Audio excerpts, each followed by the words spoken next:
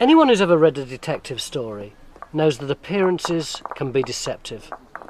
Just over 700 years ago, this innocent piece of land was witness to a brutal murder that changed the course of Scottish history forever. In May 1297, the Sheriff of Lanark, Sir William Heselrigg, was hacked to death here by a young Scottish patriot. His name, William Wallace, or as we've come to know him, Braveheart. Wallace was a legend, a national hero. But I've come here to try to find the man behind the legend.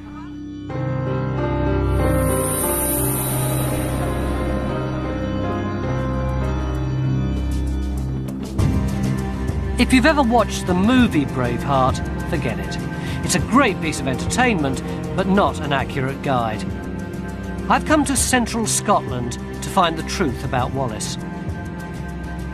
Underneath schools and factories and housing estates lies a trail of blood. But whether it leads to a hero or a villain depends on where you come from. Wallace was the first Scottish champion in the vicious wars of independence from England. He's a Scottish icon to this day, but he was certainly no saint. Wallace was a freedom fighter par excellence and was there for his country when his country needed him. He is accused of getting choirs of naked Englishmen and women to sing for him. This was particularly dreadful. He was an underdog, a second son of an unimportant knight, and yet he had something in him which people responded to. He must have been an extraordinary man. We should never have heard of William Wallace. And we might not have done, except for an accident of history. When Wallace was born, there was no war with England. Scotland was prosperous. Life was good. Then, disaster struck. The night of the 19th of March 1286 was stormy. The Scottish King Alexander III had been carousing at a function in Edinburgh Castle. Late at night, and probably the worse for wear, he ignored his courtiers' advice and insisted on returning home to Kinghorn on the other side of the Firth of Forth.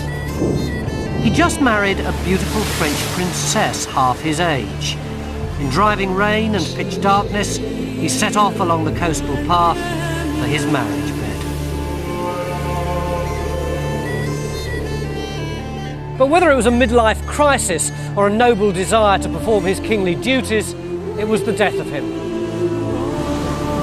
Somewhere along the way, his men lost him and his horse stumbled and fell. Later on, he was found here, with his neck broken. 600 years later, the Victorians put up this monument to mark the event. It says, without a hint of irony, that it was erected on the sexcentenary of his death. Seldom has libido proved so costly.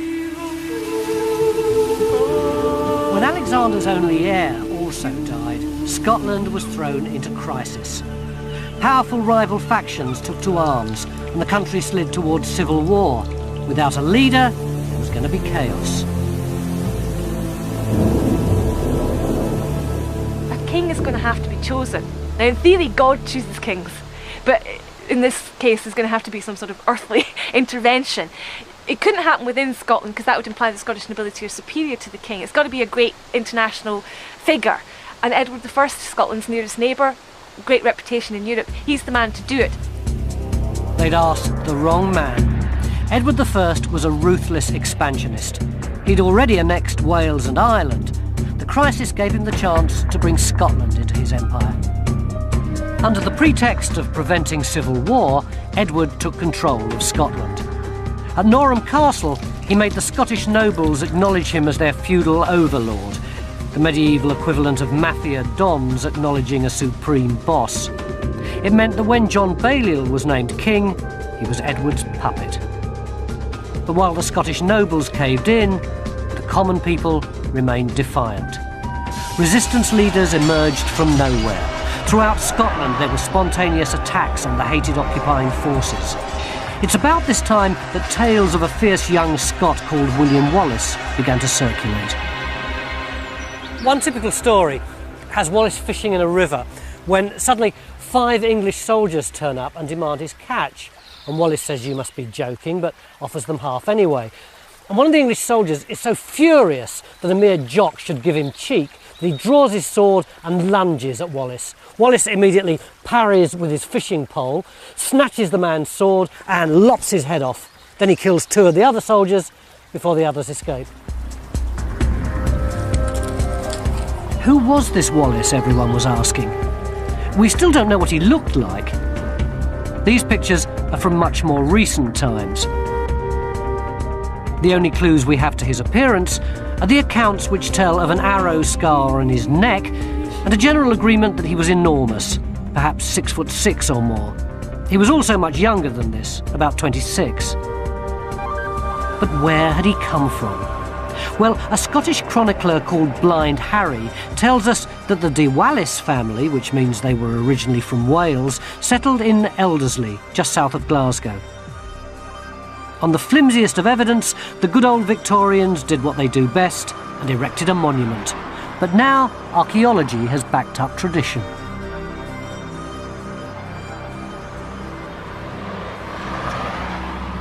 So what would have been on this site when Wallace was alive? Well, this is the site where Wallace first saw the light of day, and there would have been a fortification here. There was an archaeological dig done in 1998. There's a hedge that runs right round the site here, and it shows the outline of the original wooden palisade that would have surrounded the fortified property. When you say fortified property, what would it have looked like? There would have been a hall house of some sort, either made of timber or stone, surrounded by a wooden palisade. And this path that we're actually walking on at this moment actually is on the site of the ditch. As I say, there was a dig done here in 98, which I saw, and the ditch still actually exists. It's carved out of solid stone, and it's right under this path in which we're walking right now. So what does that mean about Bruce's family, about Wallace's family? Middle class, I would say. If you were looking at it in a sort of modern term, you would say middle class. Upper middle class, perhaps. So in 1270 it would have looked something like this. On the raised ground was the northeastern corner of a fortified hamlet run by the Wallace family. They were minor nobles descended from the Norman aristocracy, and although they would have thought of themselves as Scottish, they would probably still have spoken French within the family. But here's the weird thing. The only record of Wallace's youth tells us that he was taught by monks and was going to be a priest. It's possible, because the church was a traditional option for minor nobility without land to inherit. But the only physical evidence we have suggests Wallace was embarked on a less pious career.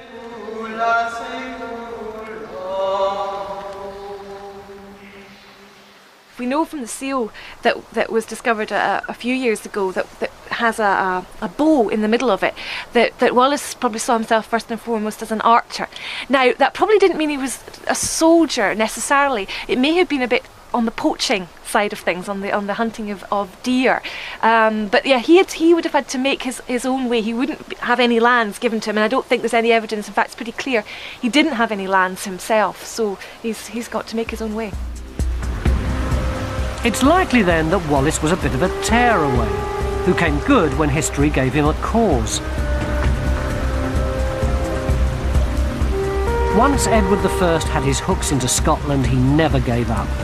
In 1296, after repeated humiliations, his puppet king John Balliol rebelled.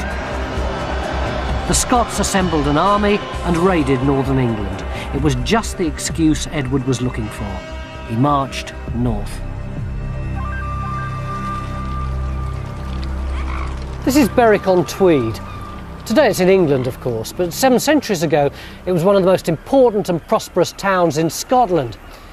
As Edward moved forth, spoiling for a fight with the rebellious Scots, the people of Berwick gave him the perfect opportunity for one. Some English merchants had been murdered here and their goods pillaged by the locals. Edward decided to make an example of them.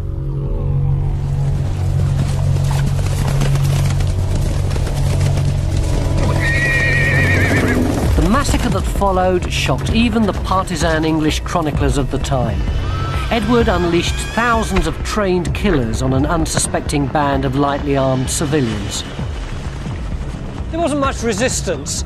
You see that Land Rover over there? Well, just beyond it, there was a building called the Red Tower, and some Belgian merchants holed up there, firing arrows, and they killed Edward's cousin. So eventually, he personally ordered their deaths by having them burnt alive.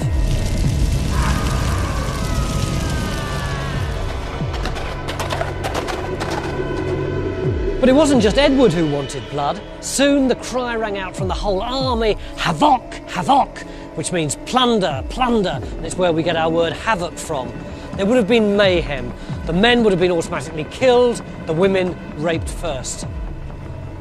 The chronicles say the slaughter lasted 3 days and only stopped when Edward saw one of his men hacking a woman to death as she was actually in the process of giving birth. They say that half the population of Berwick was slaughtered and that the River Tweed ran red as the bodies piled in. The massacre at Berwick was just the beginning. Edward crushed the Scottish army, shut up John Balliol in the Tower of London, and took the Stone of Destiny, the symbol of Scottish kingship, back to Westminster, where it remained for 700 years. It seemed like total capitulation.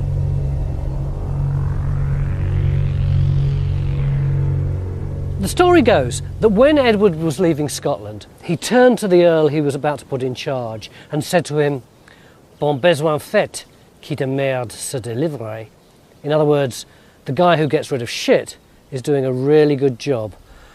Edward thought that he'd got rid of the problem of Scotland. He thought that by conquering the nobles, he was conquering the people. But he was wrong, as William Wallace was about to make very clear. Edward I thought he'd taught the Scots a lesson. But the slaughter at Berwick had exactly the opposite effect. All over the country, spontaneous opposition broke out. Then, in 1297, William Wallace burst onto the scene. But according to the chronicles, it wasn't the public atrocities at Berwick that brought him into the limelight, but a private grudge here at Lanark.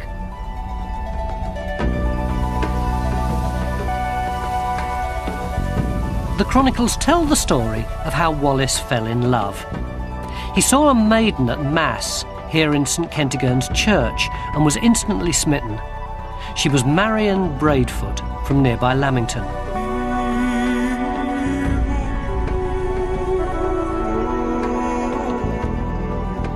The story goes that Wallace carried on a clandestine love affair and eventually married Marion. But the English sheriff of Lanark, William Heselrigg, also had his eye on Wallace's girl.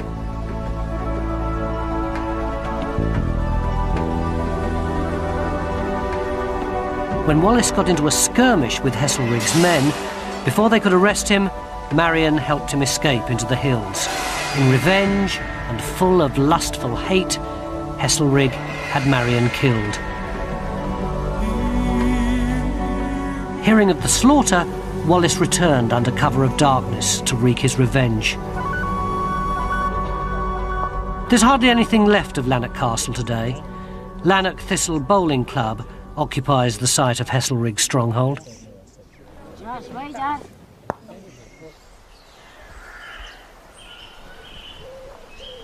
Heselrigg wouldn't have expected Wallace to return, but he did. In May 1297, he and his men probably slipped into town in ones and twos and then joined up, ready for their revenge. The attack was swift and terrible. Wallace went straight to the sheriff's house, surprising him in his bed. One blow of his enormous sword went straight through the sheriff's skull, down to his collarbone. Death would have been instantaneous, but a young follower made sure by stabbing the inert body 3 times. Then the Scottish raiders went on the rampage, killing the English at will, sparing only women and priests.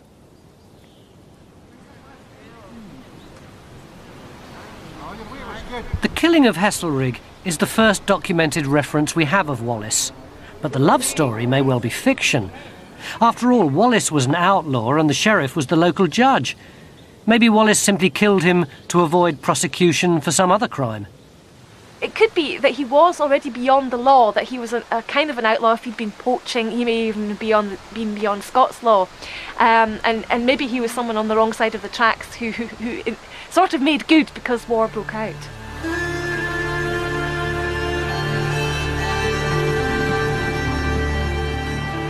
And because of his success, legends stick to Wallace like glue. He's an archer and he kills the local sheriff. Now, at that time, stories of other fugitive noblemen like Robin Hood were hugely popular. We know that Wallace's maid Marian only appears in later versions of the story. Maybe the chroniclers wanted to turn Wallace into a Scottish version of Robin Hood, and so they gave Wallace his maid Marian too. And while we're on the subject of myths and legends, this is probably a good time to admit that Wallace was never called Braveheart. That's the name that belonged to that other Scottish hero, Robert the Bruce, after he died, when his brave heart was put into a casket and carried into battle. Sorry. Wallace's slaying of the Sheriff of Lanark made his reputation. People started flocking to his cause.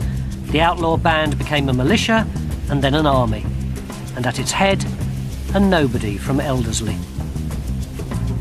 Well, that's it. That's the key to it, isn't it? It's the personality of Wallace. I mean, he must have been an extraordinary man. We should never have heard of William Wallace, and we wouldn't have done if it wasn't for this war. He obviously had leadership qualities, but I think he also had that single-mindedness, that devotion to a cause, one cause, which in this case was Scottish independence, that meant that he would, there was no other way for him. And I think he's just one of these extraordinary people in history that do extraordinary things by their own personality, not by the situation that they found themselves in. But Wallace wasn't alone. In the Highlands, a young nobleman called Andrew Murray had been fighting an equally successful guerrilla campaign. When Wallace joined forces with Murray, the rebellion became a revolution. The English had to act.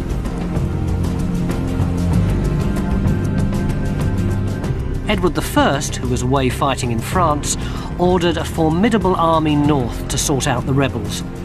Barring their way to the Highlands was the mighty River Forth.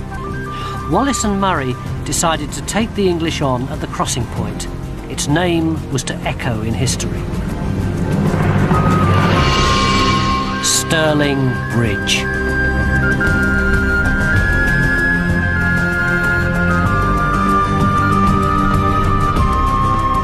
In 1297, the bridge held the key to the strongholds in the Highlands, graphically demonstrated by this 13th century map. If the English were going to take Scotland, they had no choice but to cross.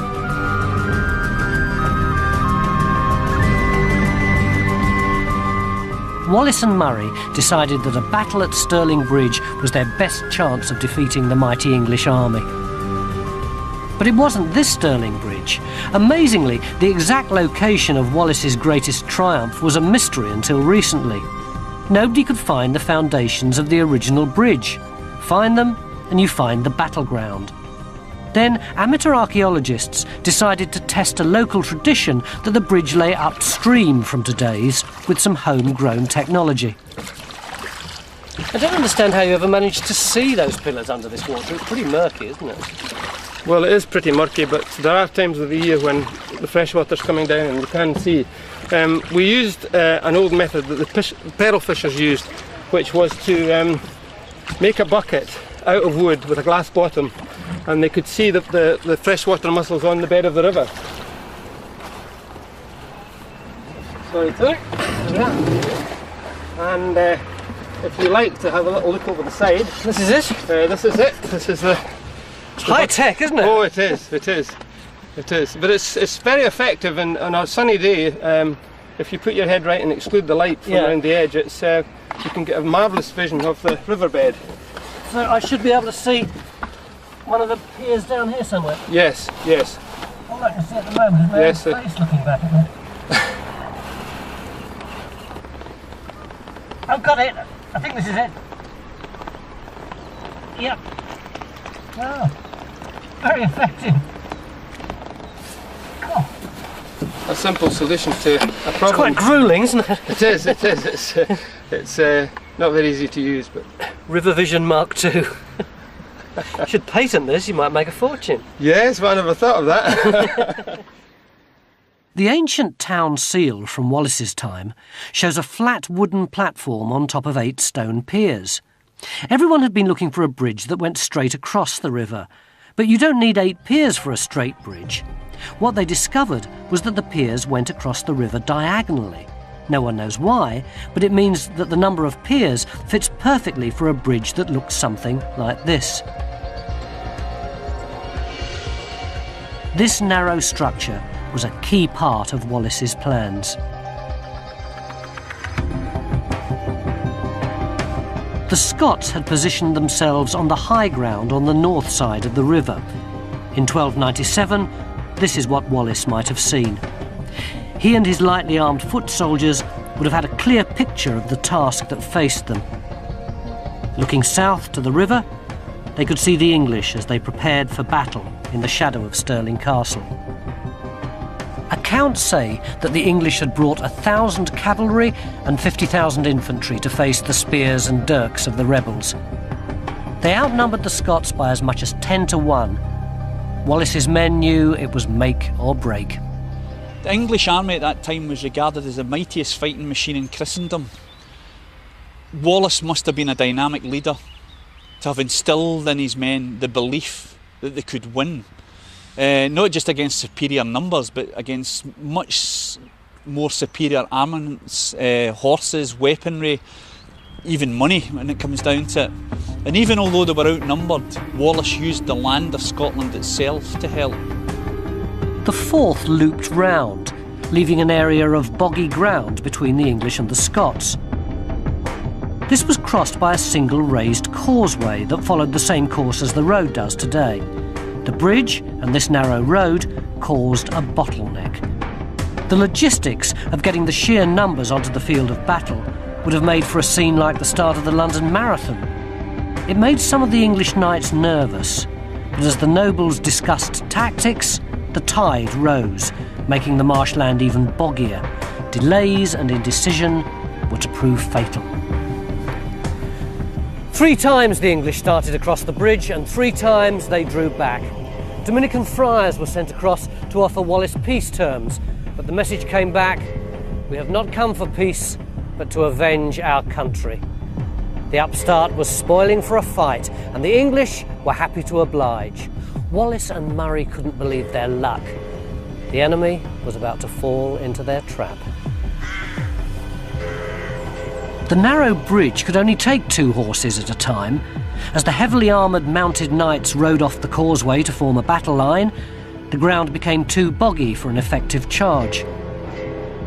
The English were probably expecting the Scots to wait till they'd all processed across the bridge and lined up nicely. That was the etiquette of chivalry.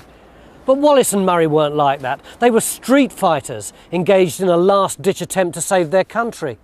They waited until just the right amount of Englishmen had crossed, enough to fight and enough to kill, and then Wallace gave a single blast of his horn.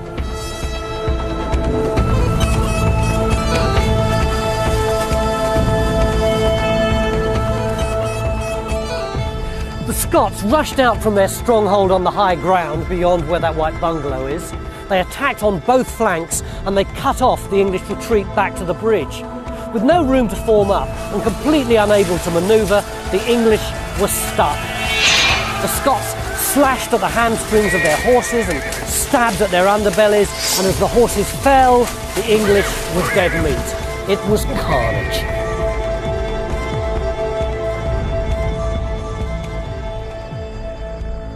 The chronicles report 5,000 English dead. The victory was against all odds. Native cunning and spirit had defeated numbers, money and equipment. The English retreated in disarray.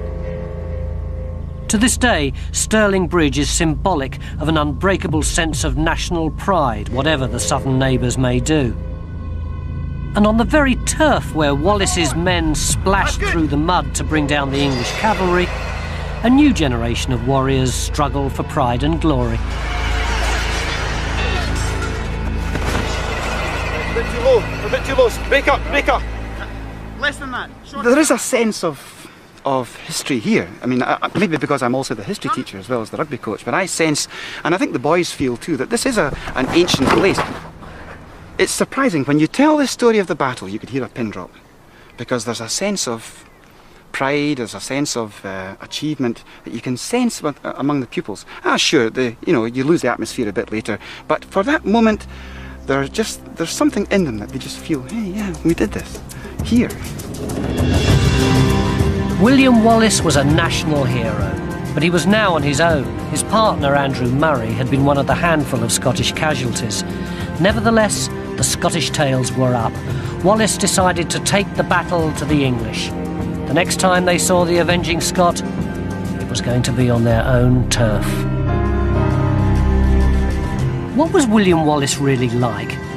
Well, to the Scots, he was the hero of Stirling Bridge, the 27-year-old victor of the hated English. With his partner Andrew Murray dead, Wallace got all the glory. And that success makes the real man harder to find. The ballads and myths started almost at once. The Scottish chronicles are more celebrations of a legend than objective histories. I think there are various reasons why Wallace is a legend. Wallace represents Scottish national resistance in a most extraordinary way. I mean, this was a man who absolutely turned the tide. The English seemed to have dealt with Scotland in 1296. The Scottish nobility had capitulated. John Balliol, the king, had miserably abdicated. And this nobody arose, and Scotland rose with him. And that is a tremendous achievement. There's no doubt of that. But anyone who's ever watched a football match with rival fans knows there are always two ways of looking at any incident. The English hated Wallace. To them, he was a terrorist who'd broken the chivalrous rules of war. In football terms, he'd taken the penalty before the keeper was ready. And what happened next seems to confirm that Wallace had a much darker side. Buoyed with his success at Stirling, Wallace swept into northern England. It was time for the Scots to vent their fury. The English chronicles are full of stories of Wallace's savagery. He put monasteries to the torch and laughed as monks were drowned in front of him. He slaughtered women and burnt schools with the schoolchildren inside.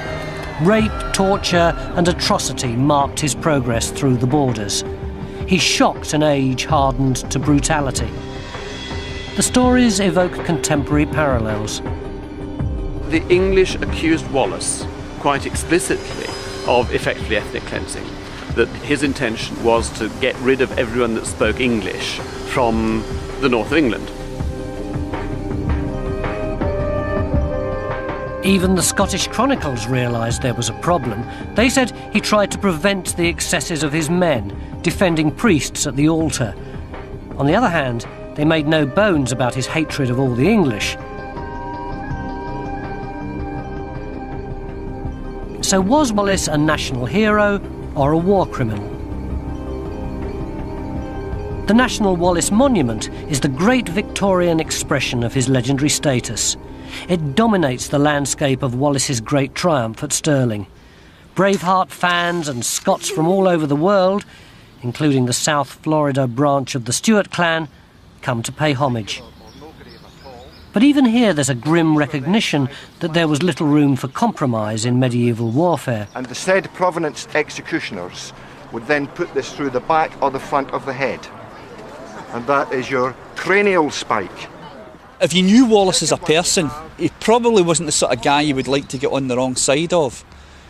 He was probably terrifying. There was probably an awful lot of people in Scotland that were either feared him or hated him at the time. We see him as a national hero and we see him differently.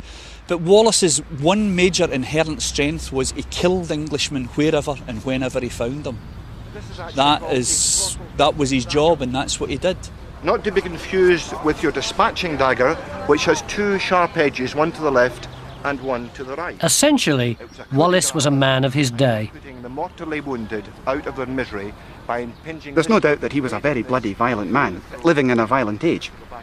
And He stood no nonsense at all from enemies and butchered them as soon as look at them.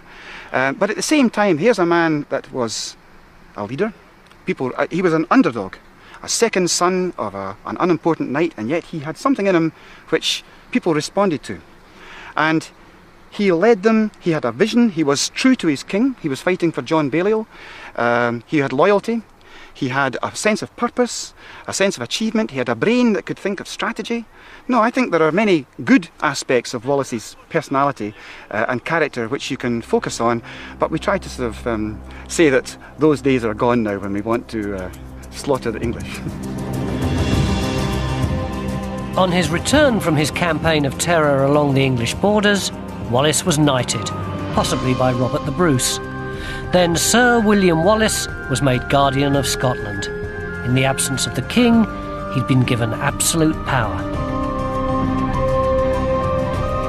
Wallace knew the English weren't beaten. He began preparations at once for the defence of the realm. He put a gibbet in every major town to deal with backsliders.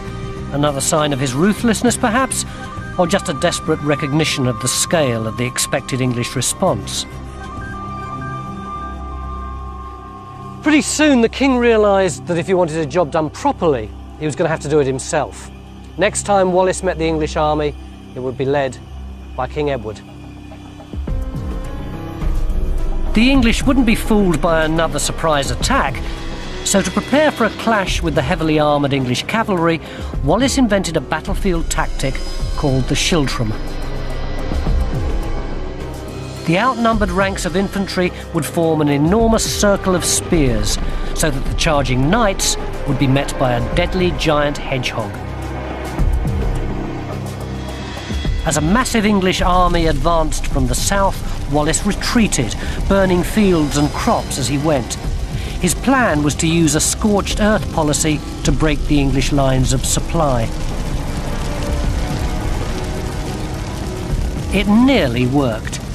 As the English army lumbered on, getting hungrier, there was no sign of the enemy.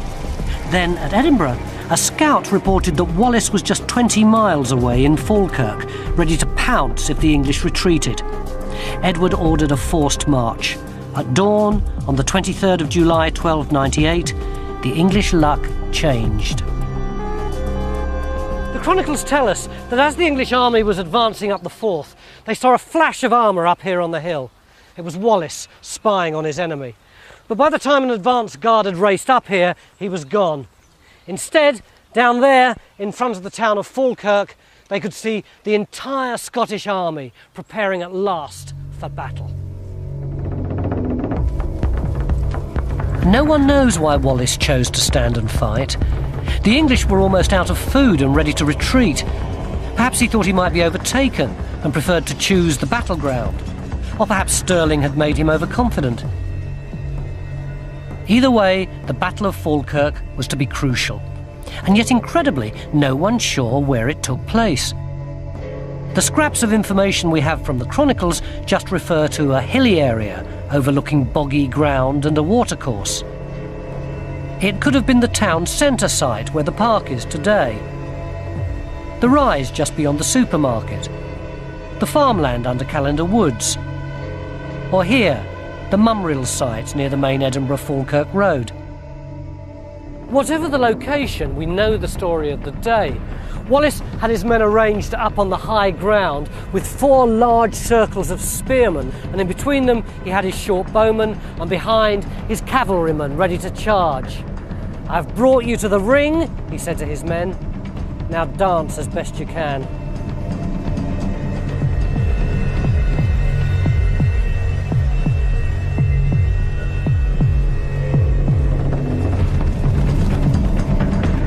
The English sent wave after wave of cavalry across the boggy ground, up the slope and onto the waiting Scottish spears. But then 2 things happened that changed the course of the day and the future of Wallace's reputation. Firstly, the Scots nobility who made up their cavalry suddenly upped and left, and secondly, the English brought on their new secret weapon, the longbow.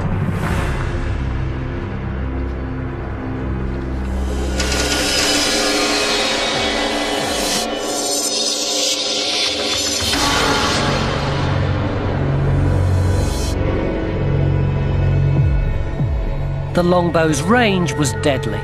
Some thought it went against the rules of war, as horrific in its time as napalm, as effective as a machine gun. Wallace escaped with his life. 10,000 of his men didn't. To be fair to Wallace, he had planned his strategy around what the English normally do, which is a major cavalry charge, and that's why you've got the schultrums, this hedgehog of spears. And he had trained his men well on this, and they'd been practicing for quite a while. But what he couldn't have foreseen really was that Edward would deploy the archers in the way that he did. And this is the beginning of the rise of the English archer to such a preeminent position in the 100 Years' War against France in the next century. They're going to win battles, and poor old Wallace was on the receiving end of that. He had planned it, it's just that technology took over. For people who know the movie, it may come as a shock to know that Falkirk wasn't the end for Wallace. He was to carry his fight on for 7 more years, before his horrific betrayal and death.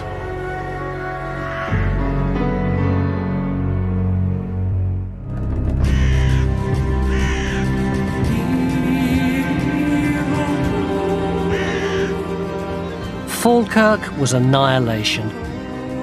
Wallace escaped with his life, but a reputation in tatters. His loyal foot soldiers had been slaughtered by English bowmen, and if Blind Harry's to be believed, his cavalry had simply deserted him. Sir John Graham was one of the few nobles who stayed at Wallace's side. His remains lie in Falkirk graveyard, one of only 3 marked graves from 10,000 dead. Wallace didn't just fight the English, he also fought the threat from his own nobility, possibly because of his low-born status, or low-born compared to the great earls of Scotland, who were jealous of Wallace's sudden high standing in the community. What are you going to do? Are you going to stay there and die, or are you going to go away and live to fight again? I mean, it's all very easy for us 700 years over to say, oh, it was a dreadful thing. I don't think the Scottish cavalry could have won that battle. Under no, they couldn't have done it. So I think they very wisely said, let's go regroup, try and think again. So you don't think the cavalry betrayed? No, I don't. I think they very sensibly saw the way things were going. I mean, there's nothing they could have done. What are they going to do? Ride down that hill into the cavalry and be completely massacred? We've got to remember Wallace himself survived the Battle of Falkirk, unlike a lot of the men in his schultrums. Demoted from his role as Guardian of Scotland and with his troops decimated, it seems Wallace returned to the land he knew best, hiding out in the forests of Selkirk while he regrouped. Edward I had battered the Scots into military submission. When Wallace re-emerges, it isn't as a soldier, but as a diplomat. While he was Guardian, Wallace had been used to playing on the international stage. While so much else has been lost, incredibly, we have one of Wallace's own letters. He was writing to the merchants of Lubeck in Germany, basically saying that Scotland was open for business. Now, in the wake of military disaster, it seems Wallace took the political initiative against the hated Edward. Another letter, which has since been lost, shows that Wallace made journeys to the King of France and to the Pope to try and win political support. It was the equivalent of an appeal to the United Nations of the time. It was a unilateral action, not backed by the nobles, who were trying to appease Edward while they consolidated their position. So do you think that in his later years, Wallace would have been a bit of a political loose cannon, like Edward Heath or Arthur Scargill? I think loose cannon is exactly the way to describe Wallace. Although he does, when he comes back from the continent in 1303, he does join with the rest of the Scottish nobility. He's one of the leaders of the Scottish army, and that's quite interesting. He's one of many. But when the Scots decide, when John Comyn of Badenoch is the sole guardian at that period, that Scotland has had enough, that perhaps they should submit to Edward, whether they thought this was only a temporary measure or not, Wallace would not submit. He's not the only one, but he's the main one. And I think most of the Scottish nobility and the Scottish people, it's not just the nobility, a lot of the Scottish people had had enough as well. They would have thought, oh, shut up. But Wallace wouldn't shut up. He fought on in the way he knew best, as an outlaw. While everyone else, including Robert the Bruce, went with the flow, Wallace kept one step ahead of the law. He went straight to the top of Edward's most wanted list.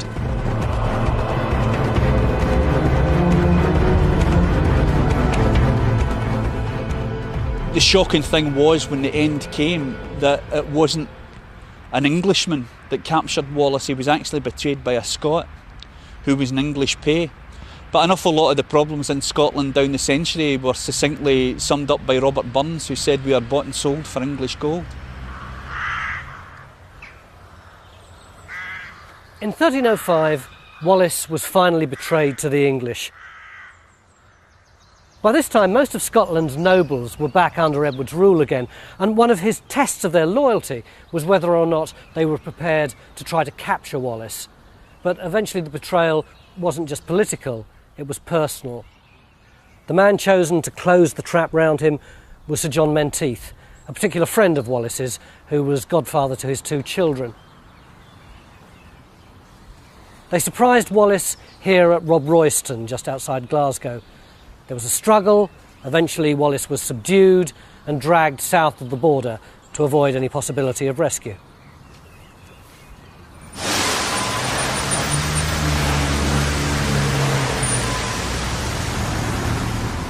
"17 bruising days later, he arrived in London. On the 23rd of August, Wallace was brought before the King's Bench at the Royal Palace of Westminster. This was once the largest freestanding building in Europe. In 1305, it was the intimidating setting for a show trial. Wallace stood silent, facing his accusers, as charge after charge was read out. He only spoke once, when accused of treason against Edward. He shouted out that he could never have committed treason, as he had never given his loyalty to anyone but the rightful King of Scotland.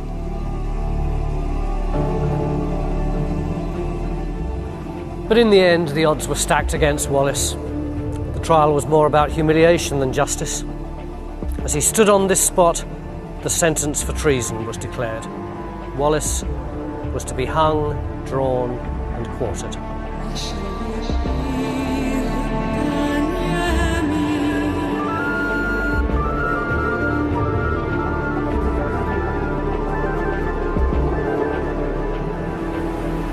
Stripped naked, and with his feet tied to the tails of 2 horses, he was dragged through the city of London. His head banged against the cobbles, the London crowd pelted him with filth. Miraculously, when he arrived here, he was still conscious. In those days, this was known as Smoothfield. It was just outside the city walls. Today, we know it as Smithfield, the site of the famous London meat market. And here, just round the back of St Bart's Hospital, they butchered William Wallace. Now, in Wallace's case, of course, in his hanging, he'd be dangling there, suffocating, and then hack the body open, the quartering, probably using an axe.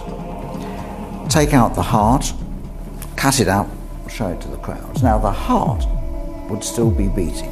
Wallace by now would be brain dead. Crowds wouldn't know this. They'd see the heart beating, because the heart will go on, after brain death, will go on beating for several minutes, perhaps even up to half an hour, well-known phenomenon. Wallace's head was displayed on London Bridge. The 4 parts of his dismembered body were sent to Berwick, Edinburgh, Aberdeen and Stirling, the scene of his greatest triumph, to warn the Scots. And that should have been that. At 35, Wallace had died a failure. His reputation as a military genius had been smashed after just 9 months. Then for the next 7 years, he'd been powerless to stop Scotland falling under Edward's rule. But like many heroes who die young, his death sealed his immortality. It's Wallace's legacy that's his lasting achievement. Wallace's execution inspired Robert the Bruce to take on his mantle. 9 years later, Bruce invoked Wallace's spirit before the decisive Battle of Bannockburn, which established the independence that Wallace had so long fought for. Almost 5 centuries later, Robert Burns, who was brought up in the same forests where Wallace used to hide out, was inspired by Bruce's tribute. He wrote Scots Wha Hae. It's become Wallace's anthem, a symbol of what he represents. That's when Bruce has often led, welcome to your gory bed, or to victory. When the foundation stone of the Wallace Monument at Stirling was laid, 70 or 80,000 people turned out in the day to see it. So he meant something to people, even back in the days when Scotland was seen as North Britain. And any time that Scotland's future has been called into question, Wallace's shadow is there. A lesser man might have simply given up, but Wallace went on trying, admittedly not very successfully, but he remained absolutely consistent to that Scottish cause. And I think therefore it's hardly surprising that this man has become a symbol of Scottish nationalism in an utterly justifiable way. He is crucial to the Scottish psyche and to how the Scots have felt about themselves, and he is the symbol of unadulterated Scotland.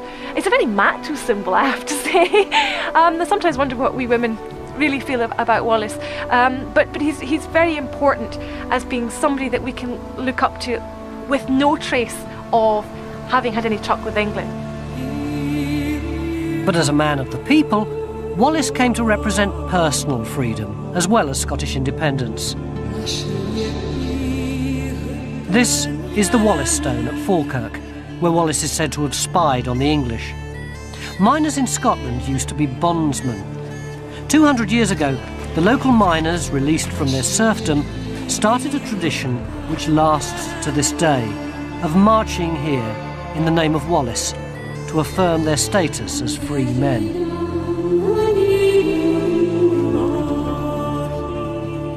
I came to Scotland in search of a national hero, but the man I found was much more complex and ambiguous than the well-known legendary character with his deeds of daring do. Of course, Wallace was a man of his time. He was a brutal man in a brutal age. But his absolute insistence that no man or group should be able to dominate any other against their wishes makes him, for me, not just a Scottish hero, but a universal one.